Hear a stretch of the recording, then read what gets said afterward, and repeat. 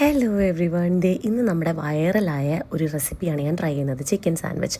അപ്പോൾ protein rich ആയിട്ടുള്ള healthy സാൻഡ്വിച്ചിനായിട്ട് നമ്മൾ 2 മുട്ട, ഇതുപോലെ വെളുത്തുള്ളി, വറ്റൽമുളക് ഇതെല്ലാം നമ്മുടെ ഇഡ്ഡലി തട്ടിൽ വെച്ചിട്ട് ഇതുപോലെ ചിക്കൻ മഞ്ഞളും കുരുമുളകും ഉപ്പും കൂടി ഇട്ട് മാരിനേറ്റ് ചെയ്ത് ഇതെല്ലാം കൂടി ഒരുമിച്ച് വെച്ചങ്ങ് നന്നായിട്ട് ആവി കയറ്റണം.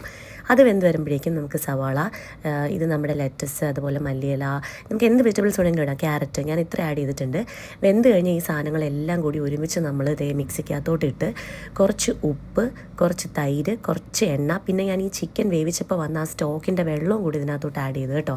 ഇതെല്ലാം കൂടി നന്നായിട്ട് മിക്സിക്കകത്തിട്ടൊന്ന് അടിച്ചെടുക്കണം. അപ്പോഴേക്കും നമ്മുടെ സാൻഡ്വിച്ചിന് ആവശ്യമുള്ള നല്ല പ്രോട്ടീൻ റിച്ച് ആയിട്ടുള്ള ഹെൽത്തി ആയിട്ടുള്ള നമ്മുടെ മയോ ഡ്രസ്സിങ് റെഡിയായി കിട്ടും. ഇത് അതിനകത്തോട്ടിട്ട് ചിക്കൻ നല്ലപോലെ പിച്ചിയെടുത്ത് അതും കൂടി ഇതിനകത്തിട്ട് ബ്രെഡ് നന്നായിട്ട് നെയ്യോ ബട്ടറോ ഇട്ട് നല്ല മുരിച്ചെടുക്കുക.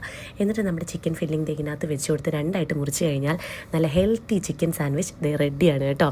അപ്പോൾ ഇത് നമുക്ക് കുട്ടികൾക്കൊക്കെ ധൈര്യമായിട്ട് കൊടുക്കാം. എല്ലാവരും ട്രൈ ചെയ്ത് നോക്കിയിട്ട് എങ്ങനെയുണ്ടെന്നുള്ള അഭിപ്രായം കമൻറ്റ് സെക്ഷനിൽ അറിയിക്കണേ. നല്ല ടേസ്റ്റാണിത് കേട്ടോ. ബൈ.